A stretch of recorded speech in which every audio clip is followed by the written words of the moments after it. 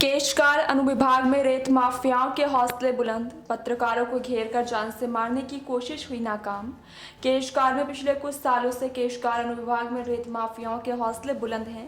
केशकाल के कुछ पत्रकारों के द्वारा अवैध रेत उत्खनन का मामला प्रमुखता से प्रकाशित किया जाता रहा है, लेकिन प्रशासन के कान में जू तक नहीं रेंगती। खनिज विभाग के अधिकारियों का फोन शाम 6 बजे के बाद अक्सर बंद मिलता है और रेत रात को ही उत्खनन की जाती है। बड़े प्रशासनिक अधिकारी जानकर भी इस विषय पर अनजान बन जाते हैं, मगर क्षेत्र में चर्चा विषय है कि रेत माफियाओं के द्वारा छोटे छोटे लिफाफे बड़े अधिकारियों को हर महीने भेजे जाते हैं। केशकाल अनुभाग की मांडोकी खरगांव नदी से रेत माफियाओं के द्वारा पिछले कुछ दिनों से लगातार रेत निकालकर भारतमाला प्रोजेक्ट और उड़ीसा राज्य में बेची जा रही है।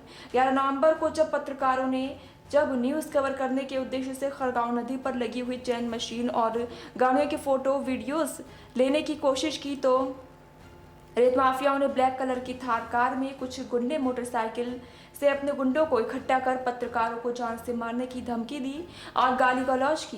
विवाद बढ़ता गया। करीब 12 से 15 की संख्या में रेत माफियाओं ने 3 घंटे तक पत्रकारों को बंधक बनाकर रखा।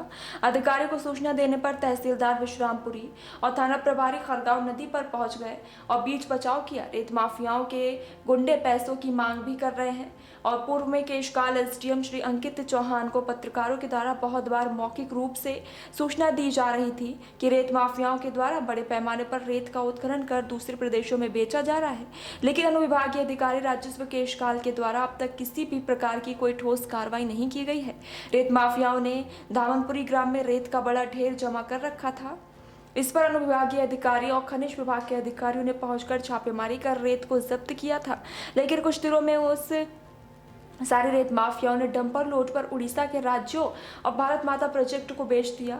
अब माफियाओं के हौसले इतने बढ़ चुके हैं कि वे पत्रकारों को घेरकर जान से मारने में असफल कोशिश कर रहे हैं। पत्रकारों को घेरकर गाली गलौज और जान से मारने की धमकी का मामला अब गरमाने लगा है। अब प्रशासनिक अधिकारियों से निवेदन किया है कि रेत माफियाओं के ऊपर सख्त से सख्त कार्रवाई कर उनकी गाड़ियों को जब्त कर राजसात की कार्रवाई की जाए।